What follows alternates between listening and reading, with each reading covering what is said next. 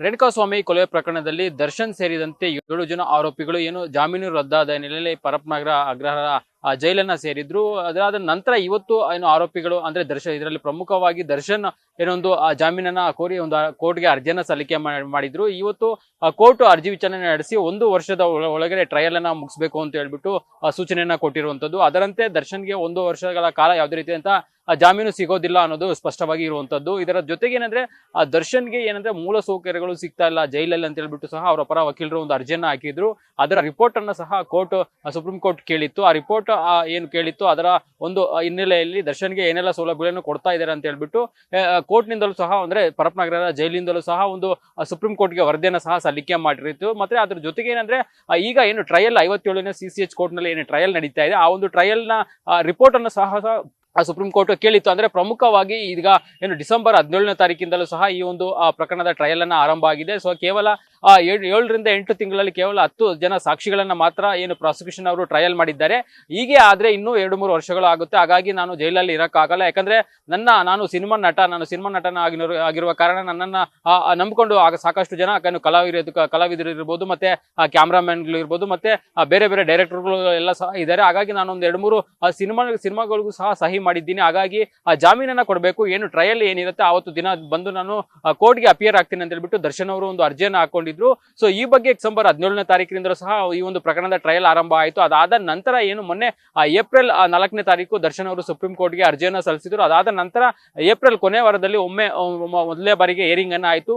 ಆ ಒಂದು ಸಂದರ್ಭದಲ್ಲಿ ಸುಪ್ರೀಂ ಕೋರ್ಟ್ ನ ನ್ಯಾಯಾಧೀಶರಾದಂತ JB ಪ್ರದೀವಾಲಾ ಯಾರಿದ್ದಾರೆ ಮತ್ತೆ ವಿಜಯ್ ಬಿಷ್ಣೋಯ್ ಯಾರಿದ್ದಾರೆ, ಸೊ ಅವರ ಪೀಠದಲ್ಲಿ ಈ ಒಂದು ಪ್ರಕರಣದ ಅರ್ಜಿ ವಿಚಾರಣೆಗೆ ಬಂದಿತ್ತು. ಈ ಬಂದಂತ ಸಂದರ್ಭದಲ್ಲಿ ದರ್ಶನ್ಗೆ ಜೈಲಲ್ಲಿ ಏನೆಲ್ಲ ಸೌಲಭ್ಯಗಳನ್ನ ಕೊಡ್ತಾ ಇದ್ದೀರಾ, ಮತ್ತೆ ವಿಚಾರಣೆ ದಿನ ಕೈದಿಗೆ ಏನೆಲ್ಲ ಸೌಲಭ್ಯಗಳನ್ನ ಕೊಡಬೇಕು, ಮತ್ತೆ ಆ ಜೈಲಿನ ಮ್ಯಾನ್ಯುವಲ್ ಅಲ್ಲಿ ಏನೆಲ್ಲ ಅಂಶಗಳಿದೆ, ಮತ್ತೆ ಏನೆಲ್ಲ ಪ್ರಾವಿಷನ್ಸ್ ಇದೆ ಅದೆಲ್ಲವನ್ನು ಸಹ ರಿಪೋರ್ಟ್ ಕೊಡಿ ಅಂತ ಹೇಳ್ಬಿಟ್ಟು ಜೈಲು ಅಧಿಕಾರಿಗಳಿಗೂ ಸಹ ಸೂಚನೆಯನ್ನ ಕೊಟ್ಟಿತ್ತು. ಅದರಂತೆ ಜೈಲು ಅಧಿಕಾರಿಗಳು ಈಗ ಒಂದು ರಿಪೋರ್ಟ್ ಅನ್ನ ಕೊಟ್ಟು ಅದರ ಆ ಬೇಸಿಸ್ ಮೇಲೆ ಇವತ್ತು ಕೋರ್ಟ್ ಒಂದು ಆರ್ಡರ್ ಅನ್ನ ಮಾಡಿರುವಂತದ್ದು. 1 ವರ್ಷಗಳ ಕಾಲ ದರ್ಶನ್ಗೆ ಯಾವುದೇ ರೀತಿಯಂತ ಜಾಮೀನು ಸಿಗೋದಿಲ್ಲ. ಅದ್ರ ಜೊತೆಗೆ ದರ್ಶನ್ ಅವರಿಗೆ ಏನೆಲ್ಲ ಒಂದು ಸೌಲಭ್ಯಗಳು ಕೊಡಬೇಕು ಅಂದ್ರೆ ಪ್ರಮುಖವಾಗಿ ಜೈಲಿನ ನಿಯಮಗಳು ಏನಿರುತ್ತೆ, ಅಂದ್ರೆ ಅಲ್ಲಿ ವಿಚಾರಣಾ ದಿನ ಕೈದಿಗೆ ಏನೆಲ್ಲ ನಿಯಮಗಳಿರುತ್ತೆ, ಮತ್ತೆ ಸಾಮಾನ್ಯ ಕೈದಿಗಳಿಗೆ ಏನೆಲ್ಲ ಸೌಲಭ್ಯಗಳು ಜೈಲಲ್ಲಿ ಸಿಗುತ್ತೋ ಅದು ಎಲ್ಲನೂ ಸಹ ದರ್ಶನ್ಗೆ ಸಿಗಬೇಕು. ಅದರಿಂದ ವಂಚಿತರಾಗಬಾರ್ದು ಅಂತ ಹೇಳ್ಬಿಟ್ಟು ಸುಪ್ರೀಂ ಕೋರ್ಟ್ ಸೂಚನೆ ಕೊಟ್ಟಿರುವಂತದ್ದು. ಅದು ಬಿಟ್ಟು ನೀವು ಯಾವುದೇ ರೀತಿಯಂತ ವಿಶೇಷ ಸೌಲಭ್ಯಗಳನ್ನ ದರ್ಶನ್ಗೆ ಕೊಡಬಾರ್ದು. VIP ಟ್ರೀಟ್ಮೆಂಟ್ ಏನಂತ ಕರಿತೀವಿ ಅದನ್ನು ಸಹ ದರ್ಶನ್ ಅವರಿಗೆ ಕೊಡಬಾರ್ದು. ಸಾಮಾನ್ಯ ಕೈದಿಗಳಿಗೆ ಏನು ಸೌಲಭ್ಯಗಳನ್ನ ಜೈಲಿನ ಮ್ಯಾನ್ಯುವಲ್ ಪ್ರಕಾರ ಇರುತ್ತೆ ಆ ಒಂದು ಸೌಲಭ್ಯಗಳನ್ನ ಕೊಡಬೇಕು ಅಂತ ಸಹ ಒಂದು ಸೂಚನೆಯನ್ನ ಕೊಟ್ಟಿರುವಂತದ್ದು. ಆ ಒಂದು ವಿಚಾರದಲ್ಲಿ ಸಹ ದರ್ಶನ್ ಅವರು ನಮಗೆ ಸೌಲಭ್ಯಗಳು ಸಿಗ್ತಾ ಇಲ್ಲ ಅಂತ ಹೇಳ್ಬಿಟ್ಟು ಒಂದು ಅರ್ಜಿಯನ್ನ ಹಾಕಿದ್ರು. ಇವತ್ತು ಸಂಪೂರ್ಣವಾಗಿ ವಿಚಾರಣೆ ನಡೆಸಿದಂತ ಕೋರ್ಟ್ ಒಂದು ಸೂಚನೆಯನ್ನ ಕೊಟ್ಟಿರುವಂತ, ಯಾಕಂದ್ರೆ ಆ ಜೈಲಲ್ಲಿ ದರ್ಶನ್ಗೆ ಏನೆಲ್ಲ ಸೌಲಭ್ಯಗಳನ್ನ ಕೊಡ್ತಾ ಇದೀವಿ ಅಂತ ಹೇಳ್ಬಿಟ್ಟು ಒಂದು ರಿಪೋರ್ಟ್ ಅನ್ನ ಕೊಟ್ಟಿದ್ರು. ಅದರಲ್ಲಿ ಪ್ರಮುಖವಾಗಿ ಅವರನ್ನ ಭೇಟಿಗೆ ಯಾರೆಲ್ಲ ಬರ್ತಾರೆ, ಆ ಒಂದು ಲೆಜರ್ ಏನಿರುತ್ತೆ ಆ ಲೆಜರ್ ನಲ್ಲಿ ಯಾರೆಲ್ಲ ಬಂದು ಸಹಿ ಮಾಡ್ತಾರೆ ಮತ್ತು ಯಾವತ್ತು ಆ ಭೇಟಿಯನ್ನ ಮಾಡ್ತಾರೆ ಅದರ ಒಂದು ರಿಪೋರ್ಟ್ ಅನ್ನು ಸಹ ಒಂದು ಜೈಲು ಅಧಿಕಾರಿಗಳು ಕೊಟ್ಟಿದ್ರು. ಅದರ ಜೊತೆಗೆ ಅವರ ಒಂದು CCTV ಕ್ಯಾಮ್ರಾ ದರ್ಶನ್ ಇರುವ ಬೆರಕ್ ಏನಿದೆ ಆ ಒಂದು ಬೆರಕ್ನ ಸಂಪೂರ್ಣವಾದಂತಹ CCTV ಕ್ಯಾಮ್ರಾಗಳನ್ನ ಸಹ ಸಲ್ಲಿಕೆ ಮಾಡಿತ್ತು. ಅದ್ರ ಜೊತೆಗೆ ಅಲ್ಲಿನ ಜೈಲು ಅಧಿಕಾರಿಗಳು ಯಾರಿರ್ತಾರೆ ಅವರ ಒಂದು ಬಾಡಿ ಒನ್ ಕ್ಯಾಮ್ರಾದ ಒಂದು ಫೋಟೇಜ್ ಗಳನ್ನ ಸಹ ಸುಪ್ರೀಂ ಕೋರ್ಟ್ಗೆ ಸಲ್ಲಿಕೆ ಮಾಡಿದ್ರು. ಮತ್ತೆ ಅವರನ್ನ ಭೇಟಿ ಮಾಡಕ್ಕೆ ಬಂದಂತ ಸಂದರ್ಭದಲ್ಲಿ ಅಲ್ಲಿರುವಂತಹ ಭೇಟಿ ಮಾಡುವಂತಹ ಒಂದು ರೂಮ್ ಇರುತ್ತೆ, ಆ ಒಂದು ರೂಮ್ ನ ಒಂದು CCTV ಗಳನ್ನ ಸಹ ಸಲ್ಲಿಕೆ ಅದನ್ನು ಸಹ ಒಂದು ಕೋರ್ಟ್ಗೆ ಸಲ್ಲಿಕೆ ಮಾಡಿದ್ರು. ಅದರ ಬೇಸಿಸ್ ಮೇಲೆ ಇವತ್ತು ಎಲ್ಲಾ ರೀತಿಯ ಸೌಲಭ್ಯಗಳು ದರ್ಶನ್ ಅವರಿಗೆ ಒಂದು ಪರಪ್ಪನಗರ ಜೈಲಲ್ಲಿ ಸಿಗ್ತಾ ಇದೆ. ಇಲ್ಲಿ ಯಾವುದೇ ರೀತಿಯಂತ ಒಂದು ಬೇಸಿಕ್ಸ್ ನೆಸೆಸಿಟಿ ಏನಿರುತ್ತೆ ಅದರಿಂದ ದರ್ಶನ್ ಅವರು ವಂಚಿತರಾಗಿಲ್ಲ ಅಂತ ಹೇಳ್ಬಿಟ್ಟು ಸುಪ್ರೀಂ ಕೋರ್ಟ್ ಒಂದು ಇವತ್ತು ಮನವರಿಕೆ ಮಾಡ್ಕೊಂಡಿರುವಂತದ್ದು. ಹಾಗಾಗಿ ಮುಂದಿನ ದಿನಗಳಲ್ಲೂ ಸಹ ಇದೇ ರೀತಿಯಾದಂತಹ ನೀವು ಒಂದು ಸೌಲಭ್ಯಗಳನ್ನ ಕೊಡಬೇಕು ಅಂತ ಹೇಳ್ಬಿಟ್ಟು ಕೋರ್ಟ್ ಸೂಚನೆಯನ್ನು ಕೊಟ್ಟಿರುವಂತದ್ದು. ಆ ನಿಟ್ಟಿನಲ್ಲಿ ದರ್ಶನ್ ಅವರಿಗೆ ಒಂದು ಎಲ್ಲಾ ರೀತಿಯ ಸೌಲಭ್ಯಗಳು ಸಿಗ್ತಾ ಇದೆ ಅಂತ ಹೇಳ್ಬಿಟ್ಟು ಸುಪ್ರೀಂ ಕೋರ್ಟ್ ಇವತ್ತು ಮನವರಿಕೆ ಮಾಡ್ಕೊಂಡಿರುವಂತದ್ದು. ಅದರಂತೆ ಜೊತೆಗೆ ಏನಂದ್ರೆ ಟ್ರಯಲ್ ವಿಚಾರಕ್ಕೆ ಬಂದಂತ ಸಂದರ್ಭದಲ್ಲಿ 1 ವರ್ಷದ ಒಳಗಡೆ ನೀವು ಟ್ರಯಲ್ ಅನ್ನ ಫಿಕ್ಸ್ ಮಾಡಬೇಕು. ಮತ್ತೆ ಕೇವಲ ಯಾವ್ದು ಇಂಪಾರ್ಟೆಂಟ್ ಸಾಕ್ಷಿಗಳು ಯಾರಿರುತ್ತೆ ಅದನ್ನ ಮಾತ್ರ ನೀವು ಟ್ರಯಲ್ ಅನ್ನ ನಡೆಸಬೇಕು. ಮತ್ತೆ ಪ್ರತಿದಿನ ಟ್ರಯಲ್ಸ್ ಅನ್ನ ಈ ಒಂದು ವಿಚಾರದಲ್ಲಿ ನೀವೇನಾದ್ರೂ ಆದ್ರೆ ಪ್ರತಿದಿನ ಟ್ರಯಲ್ ಮಾಡಬೇಕು ಅಂತ ಸಹ ಸೂಚನೆಯನ್ನ ಕೊಟ್ಟಿರುತ್ತು. ಯಾಕಂದ್ರೆ ಈಗಾಗಲೇ ಒಂದು 57ನೇ CCH ಕೋರ್ಟ್ಗೆ ಏನಂದ್ರೆ ಅಲ್ಲಿ ಯಾರು ಸಹ ಜಡ್ಜ್ ಇಲ್ಲ, ಯಾಕಂದ್ರೆ 64ನೇ CCH ಕೋರ್ಟ್ ನ ಜಡ್ಜು ಈ ಒಂದು ಕೋರ್ಟ್ ನ ಒಂದು ಟ್ರಯಲ್ ಅನ್ನ ಮಾಡ್ತಾ ಇದ್ದಾರೆ ಅಂತ ಹೇಳ್ಬಿಟ್ಟು ಸಹ ಸುಪ್ರೀಂ ಕೋರ್ಟ್ಗೆ ಒಂದು ಪ್ರಾಸಿಕ್ಯೂಷನ್ ಮತ್ತೆ ದರ್ಶನ್ ಪರ ವಕೀಲರು ಒಂದು ಮನವಿಯನ್ನ ಮಾಡಿದ್ರು. ಈಗ ಒಂದು ಸುಪ್ರೀಂ ಕೋರ್ಟ್ ಒಂದು ಹೈಕೋರ್ಟ್ಗೆ ಒಂದು ಸೂಚನೆಯನ್ನ ಕೊಟ್ಟಿರುವಂತದ್ದು. ಆದಷ್ಟು ಬೇಗ ಈ ಒಂದು 57ನೇ CCH ಕೋರ್ಟ್ ಏನೊಂದು ಖಾಲಿ ಇದೆ ಅಲ್ಲಿಗೆ ಒಬ್ಬರು ನ್ಯಾಯಾಧೀಶರನ್ನ ನೇಮಕ ಮಾಡಿ ಪ್ರತಿದಿನ ಟ್ರಯಲ್ ಅನ್ನ ಅಲ್ಲಿ ನಡೆಸಿ ಅಂತ ಸೂಚನೆಯನ್ನ ಕೊಟ್ಟಿರುವಂತದ್ದು. ಮುಂದಿನ ದಿನಗಳಲ್ಲಿ ಈ ಒಂದು ವಿಚಾರಕ್ಕೆ ಸಂಬಂಧಪಟ್ಟಂತೆ ಹೈಕೋರ್ಟ್ ಯಾವ ರೀತಿಯ ಸೂಚನೆ ಅಂದ್ರೆ ಕ್ರಮಗಳನ್ನು ತೆಗೆದುಕೊಳ್ಳುತ್ತದೆ ಅದನ್ನ ಕಾದು ನೋಡಬೇಕು. ಅದರಂತೆ ಈಗ ಟ್ರಯಲ್ ವಿಚಾರಕ್ಕೆ ಬಂದ ಸಂದರ್ಭದಲ್ಲಿ ಪ್ರಮುಖವಾದ 60 ಸಾಕ್ಷಿಗಳು ಯಾರಿರ್ತಾರೆ ಅವರನ್ನ ಮಾತ್ರ ನೀವು ಮಾಡಬೇಕು ಅಂತ ಕೋರ್ಟ್ ಸೂಚನೆಯನ್ನ ಕೊಟ್ಟಿರೋದು. ಯಾಕಂದ್ರೆ ಸುಪ್ರೀಂ ಕೋರ್ಟ್ ಇವತ್ತು ಪ್ರಶ್ನೆಯನ್ನ ಮಾಡಿತ್ತು ಪ್ರಾಸಿಕ್ಯೂಷನ್ ಪಕ್ಷಕ್ಕೆ ಎಷ್ಟು ಸಾಕ್ಷಿಗಳನ್ನ ನೀವು ಇದರಲ್ಲಿ ವಿಚಾರಣೆ ಮಾಡಿದ್ದೀರಾ ಮತ್ತೆ ಯಾವುದು ಪ್ರಮುಖ ಸಾಕ್ಷಿಗಳು ಅಂತ.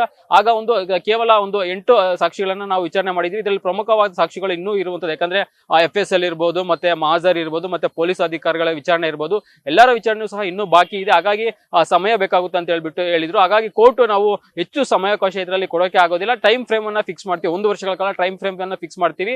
1 ವರ್ಷದ ಒಳಗೆ ಏನು ಈ ಒಂದು ಪ್ರಕರಣದ ಟ್ರಯಲ್ ಅನ್ನ ನಡೆಸಿಲ್ಲ ಅಂದ್ರೆ ಮುಗಿದಿಲ್ಲ ಅಂದ್ರೆ ದರ್ಶನ್ ಅವರು ಮತ್ತೆ ಮೇ 15ರ ನಂತರ 2027ರ ನಂತರ ಏನು ಜಾಮೀನಿಗೆ ಅರ್ಜಿಯನ್ನ ಸಲ್ಲಿಸಬೇಕು. ಆಗ ನಾವು ಆ ಒಂದು ಜಾಮೀನಿನ ಅರ್ಜಿ ಏನು ಸಲ್ಲಿಕೆ ಮಾಡ್ತಾರೆ ಅದರ ಪರಿಣಾಮ ಅದನ್ನ ಪರಿಶೀಲನೆ ಮಾಡಿ ನಾವು ಒಂದು ಹೊಸ ಆದೇಶವನ್ನ ಮಾಡ್ತೀವಿ ಅಂತ ಸಹ ಹೇಳಿರುವಂತದ್ದು. ಒಟ್ಟಾರೆಯಾಗಿ ಈ ಒಂದು ಪ್ರಕರಣದಲ್ಲಿ ಇದೀಗ ದರ್ಶನ್ ಅವರಿಗೆ 1 ವರ್ಷಗಳ ಕಾಲ ಒಂದು ಜೈಲು ಫಿಕ್ಸ್ ಆಗಿರುವಂತದ್ದು. ಅದರ ಬಿಟ್ಟು ಯಾವುದೇ ರೀತಿಯಾದಂತಹ ಒಂದು ಆಪ್ಷನ್ಸ್ ಮುಂದೆ ಇರಲಿಲ್ಲ, ದರ್ಶನ್ ಅವ್ರಿಗೆ ಇರೋದಿಲ್ಲ. ಯಾಕಂದ್ರೆ ಈಗ ಬೇರೆ ಏನು ಅರ್ಜಿಗಳನ್ನ ಇಟ್ಕೊಂಡು ಅವರು ಅರ್ಜಿಯನ್ನ ಸಲ್ಲಿಸ್ಕೊಂಡು ಏನಾದ್ರು ಕೋರ್ಟ್ಗೆ ಹೋದ್ರೂ ಸಹ ಅವ್ರಿಗೆ ಯಾಕಂದ್ರೆ ಸುಪ್ರೀಂ ಕೋರ್ಟ್ ಒಂದು ಆದೇಶವನ್ನ ಎಲ್ಲ ಕೋರ್ಟ್ಗಳು ಧಿಕ್ಕಾರ ಮಾಡಕ್ಕೆ ಆಗೋದಿಲ್ಲ. ಹಾಗಾಗಿ 1 ವರ್ಷಗಳ ಕಾಲ ದರ್ಶನ್ ಅವರು ಜೈಲಲ್ಲೇ ಇರಬೇಕಾಗುತ್ತೆ. ಅದ್ರ ಜೊತೆಗೆ ಬೇರೆ ಇತರ ಯಾರು ಆರೋಪಿಗಳಿದ್ದಾರೆ, 7 ಜನ ಆರೋಪಿಗಳು ಯಾರಿದ್ದಾರೆ, ಸೊ ಅವ್ರಿಗೂ ಸಹ ಎಲ್ಲೋ ಒಂದ್ ಕಡೆ ಬಾಗಿಲು ಮುಚ್ಚಿದಂತೆ ಆಗಿರುವಂತದ್ದು. ಯಾಕಂದ್ರೆ ದರ್ಶನ್ ಅವರಿಗೆ ಇಲ್ಲ ಅಂದ್ಮೇಲೆ ಬೇರೆ ಆರೋಪಿಗಳಿಗೂ ಸಿಗೋದು ಸಹ ಡೌಟ್ ಆಗಿರುವಂತದ್ದು. ಅದ್ರ ಜೊತೆಗೆ ಅಲ್ಲಿನ ಜೈಲಿನ ಒಳಗಡೆ ಇರುವಂತಹ ಆರೋಪಿಗಳು ಯಾರಿದ್ದಾರೆ, ಸೊ ಅವರು ಈಗಾಗಲೇ ಜೈಲು ಅಧಿಕಾರಿಗಳಿಗೆ ಮತ್ತೆ ಕೋರ್ಟ್ಗೂ ಸಹ ಮನವರಿಕೆ ಮಾಡಿರುವಂತದ್ದು ನಮ್ಮನ್ನ ಬೇರೆ ಒಂದು ಜೈಲುಗಳಿಗೆ ಶಿಫ್ಟ್ ಮಾಡಬೇಕು. ಯಾಕಂದ್ರೆ ಈ ಒಂದು ಪರಪ್ನಗರ ಜೈಲಲ್ಲಿ ಏನು ನಾವಿದೀವಿ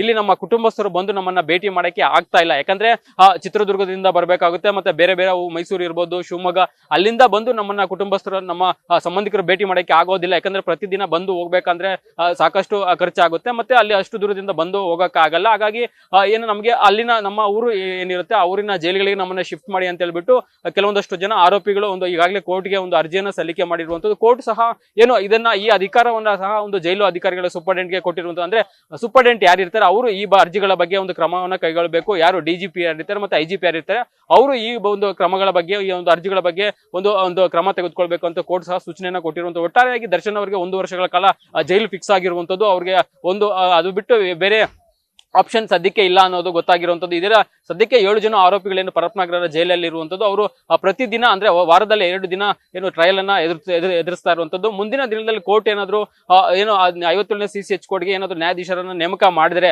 ಅಲ್ಲಿ ಏನು ಪ್ರತಿದಿನ ಟ್ರಯಲ್ ನಡೆಸೋದಾಗಿ ಸಹ ಒಂದು ಕೋರ್ಟ್ಗೆ ಏನು ಪ್ರಾಸಿಕ್ಯೂಷನ್ ಸಲ ಹೇಳಿರುವಂತದ್ದು. ಸದ್ಯಕ್ಕೆ ದರ್ಶನ್ ಅವರಿಗೆ 1 ವರ್ಷಗಳ ಕಾಲ ಈ ಜಾಮೀನು ಇಲ್ಲದಂತೆ ಆಗಿರುವಂತದ್ದು. ಮತ್ತೆ ಇವತ್ತು ಎಲ್ಲೋ ಒಂದ್ ಕಡೆ ಜಾಮೀನು ಸಿಗುತ್ತೆ ಮತ್ತೆ ಹೊರಗಡೆ ಬರ್ಬೋದು ಅನ್ನೋ ನಿಟ್ಟಿನಲ್ಲಿ ಅವರು ಒಂದು ರೀತಿ ಆಶಾಭಾವನೆ ಇಟ್ಕೊಂಡಿದ್ರು. ಆದ್ರೆ ಸುಪ್ರೀಂ ಕೋರ್ಟ್ ಕೊಟ್ಟಂತಹ ಈ ಒಂದು ನಿರ್ಧಾರದಿಂದ ದರ್ಶನ್ ಅವರಿಗೆ ನಿಜಕ್ಕೂ ಒಂದು ರೀತಿ ಏನು ಶಾಕ್ ಆಗಿದೆ ಅಂತಾನೆ ಹೇಳ್ಬೋದು.